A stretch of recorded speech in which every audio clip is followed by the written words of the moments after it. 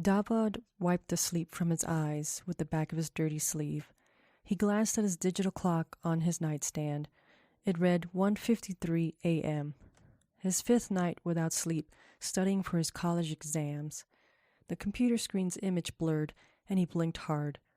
Davod heard his mother's voice in his head, telling him to get some sleep, that she wasn't going to make sure he did. He snorted and grabbed a can of energy drink next to his laptop. Seeing that it was empty, he tossed it into the overflowing waste bin next to his chair. It was full of other cans he had emptied. Davod stood up and stretched. For the first time since he had moved in, his side of the dorm room was a mess. Besides the overflowing trash bin, his clothes were strewn on the ground, his desk was a mess of papers, and even his beloved zombie posters had rips. Davod didn't care to clean up after himself anymore. He figured why bother when his roommate Steve was such a slob. He had the room to himself. Steve was at one of his countless parties his fraternity hosted. He doesn't seem to be concerned about his exams, Davod thought. It would have been great to go to the party and not worry about his courses and exams. Even if he had time to go, he wasn't invited. Davod found it hard to make friends in this college. It didn't help that it was his first year and that he was from the Middle East. Some people weren't so open-minded. He wasn't completely alone. He did have Eleanor and Frank. They were all freshmen and had some classes together. Yet it would have been great to be accepted by the popular crowd, not to have people look at him differently after they're told that he's from the Middle East, not to be relegated to one group of people to commune with, his people. He sighed. He crossed his arms on the desk and placed his head on them. A shuffling sound startled Davod awake. He realized that he was standing and his dorm room was gone. Spinning around, he looked for the familiar items that indicated that he was still indoors. There was nothing, absolutely nothing. Gray walls, floor and ceiling are what Davod saw, though not complete darkness. It was as if he was floating. He felt disorientated. I must have fallen asleep, and I'm dreaming, he thought. He squeezed his eyes shut and opened them, yet everything was the same. The shuffling sound returned. Davod recoiled from the direction it came from. It came again, this time closer. He peered into the gloom and saw a shadow approaching. Davod took a few steps back, glancing sideways for a way to escape. Whatever it was seemed to be hunched over. It lifted its head and stared. Steve, Davod said. hey man, Steve said. where are we? What's going on? Davod said as he noticed that Steve had a greenish tint about him. What do you mean? This is not the dorm room. This is nothing. How do we get out of here? All you have to do is go back, Steve said as he started to walk away. What? How? I can't wake up. Where are you going? Davod said as he ran after him. Just as he thought he had caught up to him, Steve was gone. Davod searched. There was no shuffling sound either. He was alone again. He stomped his feet. Pausing, he reached into his back pocket and pulled his cell phone out. It was on. Davod dialed the first number. Frank, Davod said. There was breathing on the other end. Frank, it's me, Davod. I think I'm... Davod dropped the phone as a piercing scream filled his ear. Panting, he picked it up and brought it to his ear slowly. Frank. What do you want? The raspy voice said.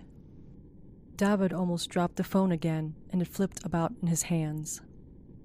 Please, I just want to get out of here. I don't know where I am. Davod said, his voice shook. A dial tone answered him. It had hung up. Davod shoved the phone back into his pocket. He stifled a whimper and began walking. I have to get out of here. Maybe if I walked, I'll reach someone or a door, Davod thought. Davod walked for what seemed like hours. He couldn't remember leaving his dorm. The only thing he could come up with was that he was dreaming. Yet it felt real to him. He had a ringing in his ear from the scream. Could a dream conjure that? he thought. He wondered if maybe he was kidnapped and brought to this dreadful place. But why? And who would do this? That would mean that Steve has been kidnapped too and drugged. He was acting so strange. Maybe he's drunk. He had gone to a party, he thought. Davod caught himself before walking by a door. He sighed. He was about to grab the knob when he noticed a greenish tint again. It glowed through the frame of the door. Davod hesitated. I have no choice, he thought. He turned the knob and entered. The green light engulfed him. He squinted and used his arm to shield his eyes. The walls, the floor, and the ceiling had scrolling computer code. What is this? Am I in the Matrix? Davod thought. He staggered forward.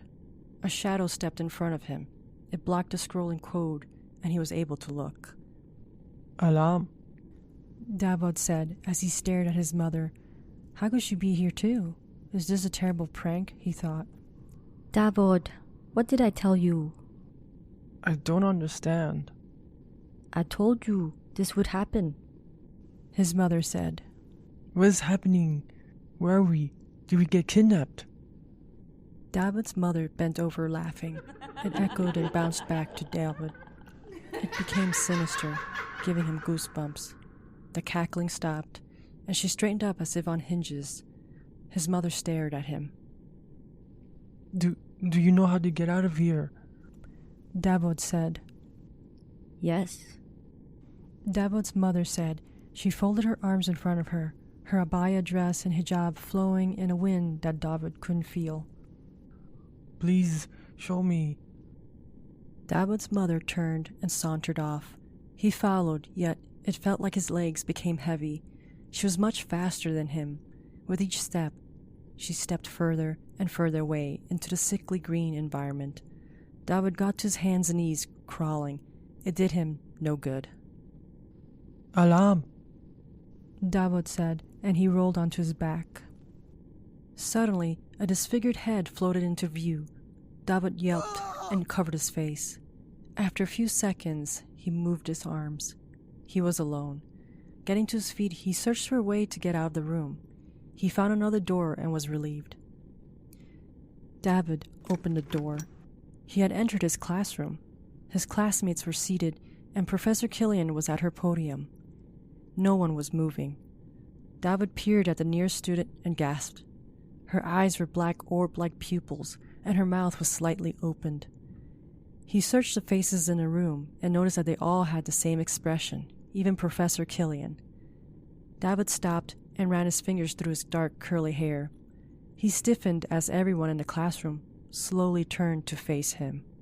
They stared at him as their mouths opened wider, green light pouring out. Davod scrambled to the door, his hand slipping on the doorknob. As he pulled it open, a hand grabbed his shoulder.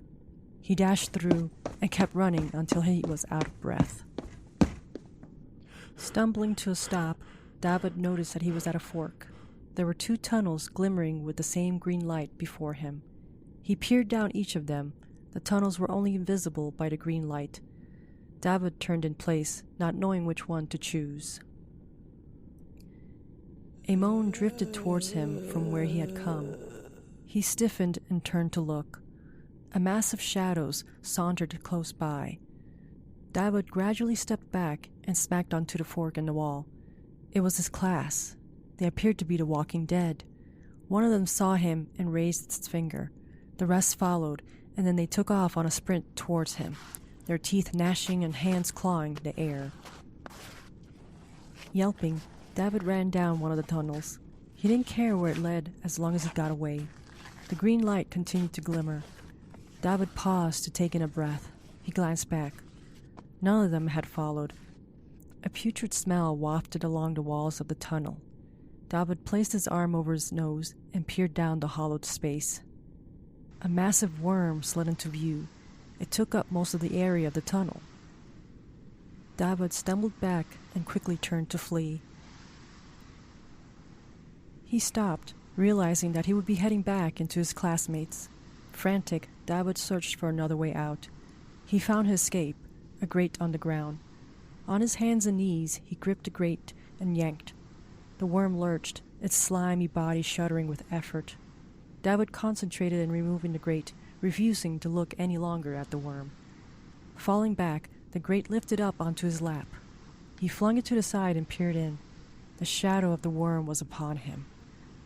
Davod peered up as the creature bent down towards him. He screamed and pitched himself forward into the abyss.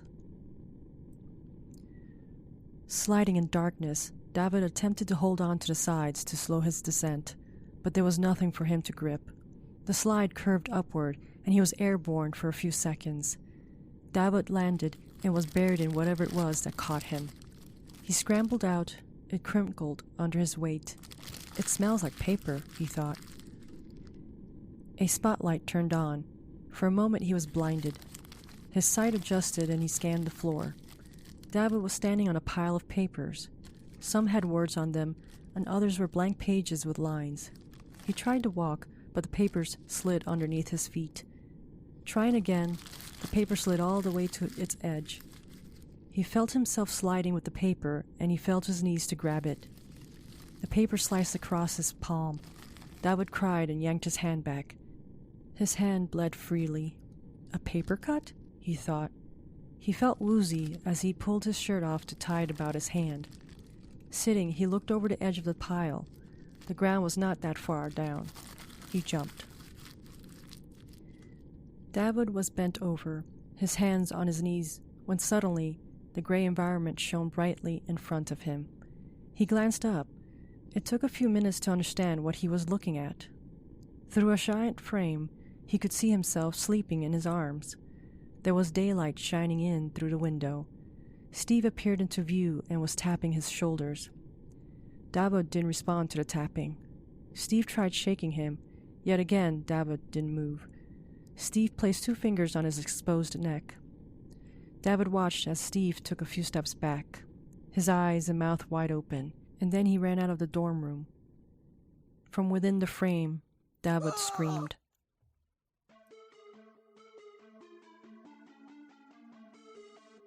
Thank you for listening to the Chillingly Bizarre podcast. This was episode 11, titled Digital Sleep, and it was written by JDW. The episode was narrated and voiced by JDW. Credits go to freesound.org and its following contributors: Stomachache, Acrober, Key Generator, Under 7 Dude, Starvault, Gear Ritchie, Shinplaster, Sturmankin, Ivolipa, Mr. Han, Top School, Director Who, Rolenzo 2, Ego Massive, Agent A1CR, Joe Deshawn, and Turbo Fool. Please leave a review and don't hesitate to follow or support me on Patreon under JDW.